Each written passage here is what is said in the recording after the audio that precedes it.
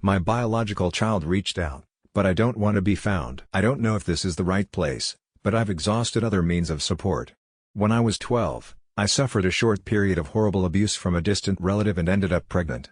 My religious parents were adamant about choosing life while maintaining their crystal clear image in the community, and I was sent to live with my grandmother for my 7th grade year. I ended up giving birth a few weeks after my 13th birthday, and immediately handed the child over to her adoptive parents, who at the time seemed like wonderful people. The only people who even knew of my pregnancy in my life aside from authorities' medical personnel were my parents, my grandmother, one of my brothers, and my therapist. My husband is also aware. I'm now 32, I have been married to the man of my dreams for 2 years, and pregnant with what will be our first children together. Lucked out with twins, as we require IVF to conceive. It took me the rest of my childhood and the better part of my 20s to get over what happened to me. I finally was able to heal, put it past me, and now for the past 5 years or so, I'm able to go months at a time without thinking about it. I had a closed adoption. I made it clear to the adoptive parents I wanted absolutely no contact whatsoever, and I never held the baby I gave away, something I do not regret to this day. I have avoided ever having social media, partially to avoid being found. In the beginning of September, I received a phone call from a PI letting me know my biological daughter wanted to meet me and had hired him to track me down. I immediately made it clear I have no interest in contact, and to please leave me alone. By the end of November, I had received multiple phone calls and letters from my biological daughter, begging me to meet her. I wrote her a letter in return, telling her I'm happy she's had a great life, but that I have no interest in contact. I made it clear I will not stop her at all from reaching out to extended family. I won't be mad if she outs me as her biological mother and pursues a relationship with my relatives. She did reach out to my brother, who immediately blocked her on Facebook. I would prefer she didn't, but I don't think it's my place to keep her from doing so. On Tuesday, she showed up at my front door while I was at work. My husband answered, and immediately told her to please leave, or he would have to call the police. I don't know what to do. I don't know how to explain to her in any other way that I do not want to meet her. I also don't want to be cruel. I don't view her as my daughter, as horrible as that sounds. I do wish her the best, but I have built a life I'm finally comfortable with. I don't want her to be part of it. If there is any insight any adoptees could provide on how I could explain this to her without having to just be brutally honest and also sparing her feelings. Or birth moms who have gone through a similar thing. Now for the comments. Commenter: did you ever explain to her how she was conceived? Original poster: I ended up writing her another letter, explaining how she was conceived, how many years it took for me to finally feel like a human being again, and how my unwillingness to meet her has nothing to do with her personally, and everything to do with needing to preserve my own mental health. I asked that she please leave myself, and the one brother she reached out to alone.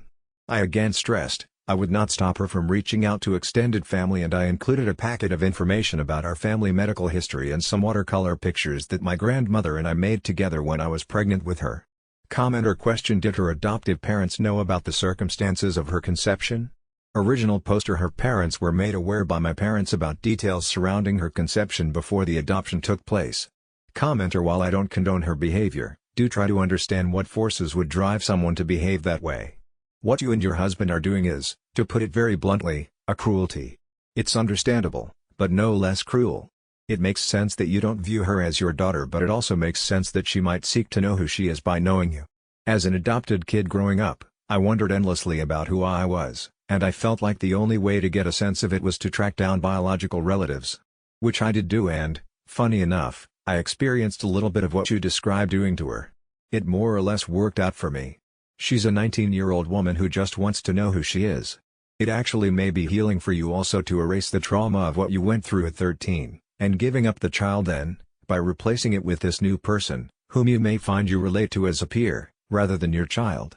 You may see her more as a younger sister, and that may actually be a great relationship for the two of you. The best situation I could see happening would be for you to welcome her interest and accept her as a legitimate part of your life and family, for you and your husband to get over your resistance to the fact that she exists. I know my own birth mother's husband had to deal with this to a degree.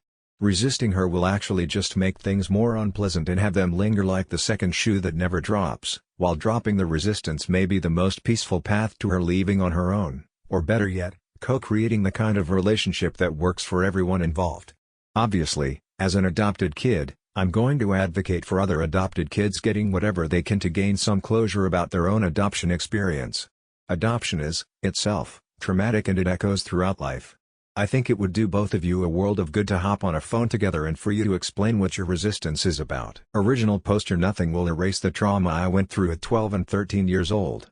In the span of a little over a year I went from a little girl who still played with Barbies, to being forced to go through the extremely traumatic birth of an unwanted child. She is welcome to be a part of the lives and family of my extended family. Someday when my own children are grown, they are free to know and love her. For my own life, I choose not to have her as part of it. As painful as it is, she is a physical reminder of the worst events that have ever happened to myself and my brother. Telling me it may be healing for me or erase my abuse to get to know her is, in a way, condescending. At no point did I attempt to make a claim that I know her trauma, nor will I ever trivialize it. I will never know the loss she feels, or the pain and unique trauma that comes along with being an adoptee. I won't claim to know what's best for her to heal, or any other person. I wish her nothing but the best, but I won't be hopping on the phone with her anytime soon. I won't pretend to know your trauma, don't pretend to know mine. I wish you and your family happiness and health. Adoption is challenging, and it seems often tragic for many parties involved. Commenter. Threatening to have your daughter arrested because she wants to meet you seems a bit excessive. Original poster. A woman who is a stranger to my husband showed up at our front door, demanding to see his wife, me, in the middle of a pandemic, while I am 26 weeks pregnant with our first children.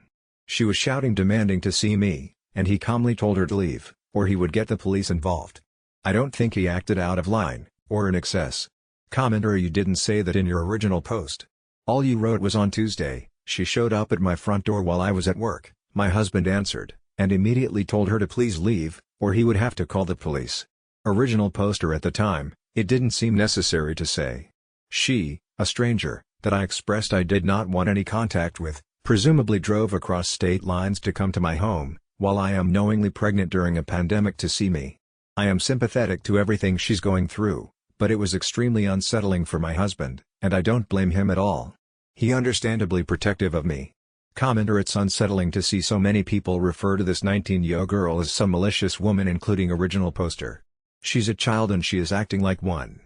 Original poster. At no point did I make her out to be a malicious woman. She is definitely young, and I understand that that is part of where her lack of impulse control comes from. I have given her as much of an explanation as I am willing to. I hope that she finds peace and closure in whatever it is she is looking for. Now that I have made her aware of the details surrounding her conception, I hope she can understand better why I make the choices I am making. I am someone places a lot of value in having my space and boundaries respected. I don't feel I owe her anything. I was a child myself when she was born, and we are both victims of the same man who forced us into this situation. I do not view her as my daughter, and I do not view myself as her mother. I think we are two people biologically tied as parent and offspring, and tied by a series of extremely traumatic events that we had no choices in. I did not feel familial kinship for her while I was forced to keep an unwanted pregnancy, and I did not feel familial kinship for her when I was forced through a traumatic birth, and to be brutally honest, I do not feel familial kinship towards her now. I wish her well, and I hope she finds peace, but I do not feel in any way a parent to her. I don't know her trauma and will never know her trauma, in the same ways that she will never know mine. I don't think she has malicious intent. Commenter. Yes, you did. But when confronted about that, several times, simply deny the misconstruction of the poor girl. Original poster. I have empathy for her, to a point. We all have the right to our boundaries being respected. Update. Too long didn't read. When I was 13, I gave birth after being forced to go through a pregnancy that resulted from incest rape. The child was adopted through a closed adoption. After she initiated contact, sought a reunion, I declined wanting contact, and she has now shown up at my home twice. I reluctantly agreed to a phone call with said young woman today, and I know how no doubts that she is entirely unwelcome in my life. As stated in responses to comments in my original posts, I ended up writing my birth daughter another letter explaining to her the circumstances of her birth, and why I do not want contact with her. I also included a few watercolors I did with my grandmother while I was pregnant with her, and an extensive packet of information regarding family medical history. I overnight FedExed it to the address I had for her. Sadly, in the late hours of last night, she showed up at my house again, this time while I was home, and pounded on my front door, screaming. My husband and I tried to ignore it, but we got a phone call from our neighbors that they would call the police if we didn't answer our door, handle the situation, and I honestly didn't want to start Christmas Eve with getting someone clearly going through the thick of it arrested. My husband spoke to her via our home doorbell alarm system thing. When this did not placate her, I literally barricaded myself in our bathroom, and he went out the back door, locking it, and then around the front to speak to her. I could hear him screaming at her, unpleasant, but apparently effective, because she finally left. This morning, I received a phone call from her adoptive parents apologizing to me, that they never fully disclosed how she was conceived, and that they helped fund the pie, which is how she found me, hoping it would lead to a happier reunion. What they did tell me, they told her, that she was the result of rape. What they lied to her about was that it was my parents who made me give her away, and that I always loved her, chose life, and wanted to keep her if I had been older. All lies, and it seems she received a similar very religious upbringing, that I did. I ended up agreeing to speak with her on the phone, facilitated by her birth parents, if she understood that now she has to leave me alone, or I will pursue legal advice, and will not hesitate to call the police if she were to ever come to my home ever again. I was very blunt with her, because I felt that she's already been lied to 100 times. It probably would have been better to do the conversation through a therapist, but honestly, I'm just happy it's over. She asked me if I loved her as her daughter, the way I love the children I'm pregnant with. I told her I have love for her as a human being, but that I would not lie and say I felt like a mother to her. That she's only 5 years younger than my own husband, and that I don't love her in any maternal way, but I do love for her as my sister and humanity. She asked me, do I wish I had an abortion? I said that at the time, I wanted an abortion.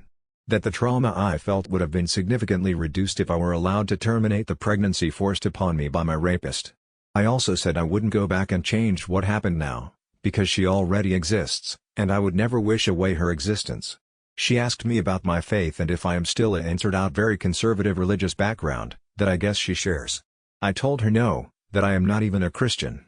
She asked me about my political beliefs and if I support murdering babies.